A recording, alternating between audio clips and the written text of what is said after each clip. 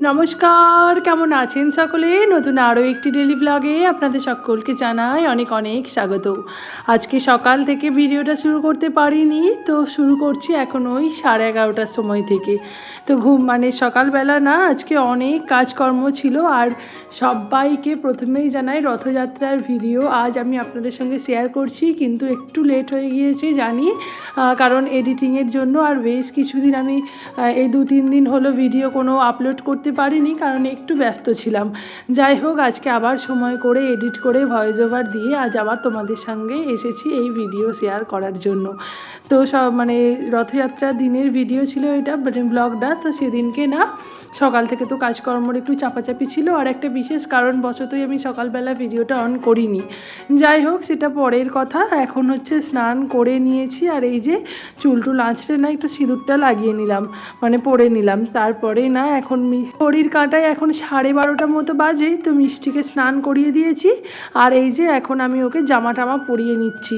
আর দুষ্টুমির শেষ নেই, পাউডারের কোটো নিয়ে নিচ্ছে, চিরুন নিয়ে নিচ্ছে, কাজলটা নিয়ে নিচ্ছে, জামা পরবে না বলে পালিয়ে যাচ্ছে এদিকে ওদিকে। যাই হোক, তো এই যে ও দুষ্টুমির সঙ্গে নিয়েই আমি ওকে ওর স্নান করানো তো হয়ে গিয়েছে, এবার জামা টামাগুলো পরিয়ে দিচ্ছি।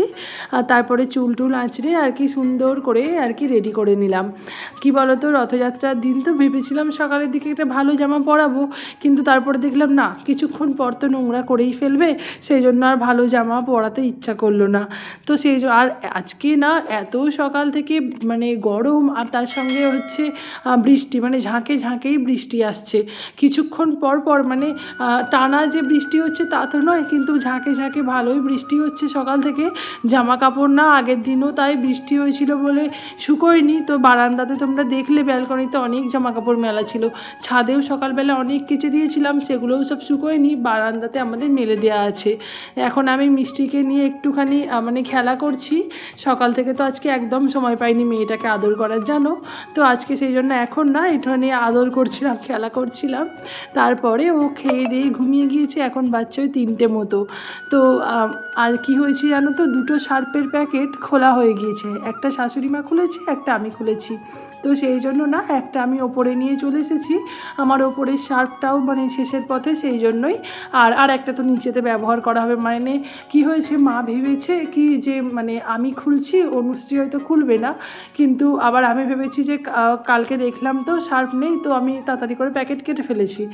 দুজনেই ভেবেছি যে আমি কাটি, মাকে বলে দেবো, আর মা ভেবেছি যে মা কাটুক, মা কেটেছে আমাকে বলে দেবে, কিন্তু দুজনেই ভুলে গেছি। যাই হোক, তো দরকার তো লাগবেই, এদিকে না হলে ওদিকে।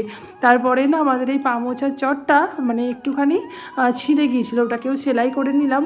আর ওই যে মিষ্টি ঘুমালে যতটা কাজ এগিয়ে রাখা যায়, ওকে আমি আজকে এখন ড্রাগন ফলটা খাওয়াবো বিকেলবেলা। তো ও এখন তো ঘুমোচ্ছে, তো কেটে রেডি করে রাখছি যাতে ও উঠলেই খাওয়াতে পারি। আর আমরা যেহেতু বিকেল মেলায় যাব, তাই জন্য সমস্ত কিছু আগে থেকে রেডি করেই রাখছি, তাড়াতাড়ি করেই রাখছি। সন্ধ্যাবেলার পর থেকে তো ভীষণ ভিড় হয়, তো তখন না আমি মিষ্টিকে নিয়ে মেলাটা ঘুরতে পারবো না। আমাদের এখান থেকে কিছুটা দূরেই মেলা হয়, ভীষণ আনন্দ হয়। বিয়ের প্রথম বছর প্রচুর আনন্দ করেছিলাম আমরা, বাড়ির সবাই মিলে গিয়েছিলাম, কিন্তু এবছরে আর সেরকম কেউ নেই, আমি আর শাশুড়ি মাই যাচ্ছি। আর মায়েরাও আমার বাপের বাড়ি থেকেও কেউ এবারে আসেনি। আমাদের এখানে এই রথটা না বেশ বড় করেই হয় অনুষ্ঠানটা, তো প্রচুর দোকান বসে, প্রচুর মেলা বসে। যদিও আমি মিষ্টিকে নিয়ে সবটা ভিডিও করতে পারিনি।